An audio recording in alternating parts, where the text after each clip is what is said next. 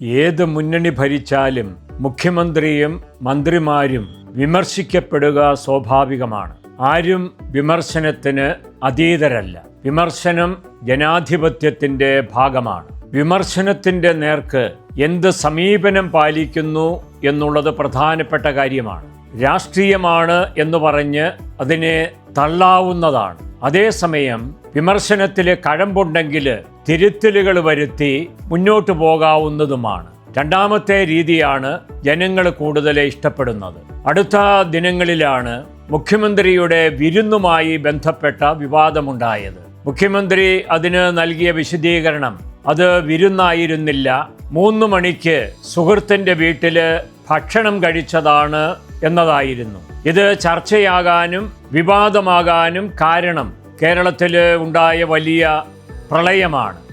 പ്രളയത്തിൻ്റെ ദുരിതമനുഭവിക്കുന്ന ആൾക്കാർ ഒരു ഭാഗത്ത്, വിരുന്ന് ആസ്വദിക്കുന്ന മുഖ്യമന്ത്രിയുടെ ചിത്രങ്ങൾ സാമൂഹിക മാധ്യമങ്ങളിൽ ആഘോഷിക്കുന്നത് കാണുന്ന ജനവിഭാഗം മറ്റൊരു ഭാഗത്ത്.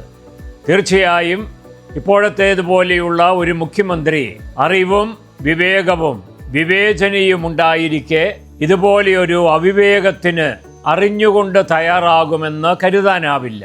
മുഖ്യമന്ത്രിയുടെ വിശദീകരണം അത് വെറും ഭക്ഷണം കഴിക്കൽ മാത്രമാണ് എന്നുള്ളത് യുക്തിസഹമാണെങ്കിലും വൈകാരികത അതിന് മുകളിലുണ്ട് എന്നുള്ള കാര്യം വിസ്മരിക്കാവുന്നതല്ല.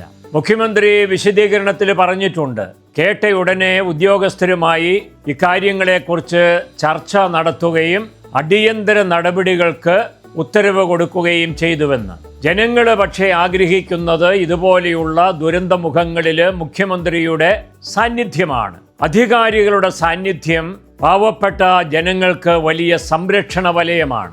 ഇമെയിൽ അഡ്മിനിസ്ട്രേഷന് ദുരന്തമുഖങ്ങളിൽ മതിയാകാതെ വരും. മാത്രവുമല്ല, മുൻ സർക്കാർ ഭരണ തുടർച്ചയിലേക്ക് എത്തിയത് ഇതുപോലെയുള്ള പ്രതിസന്ധികളെ എങ്ങനെ തരണം ചെയ്തു എന്ന ആളുകൾ വിലയിരുത്തിയാണ്. അതുകൊണ്ട് ജനങ്ങളുടെ കണ്ണുനീര് വളരെ പ്രധാനപ്പെട്ടതാണ്.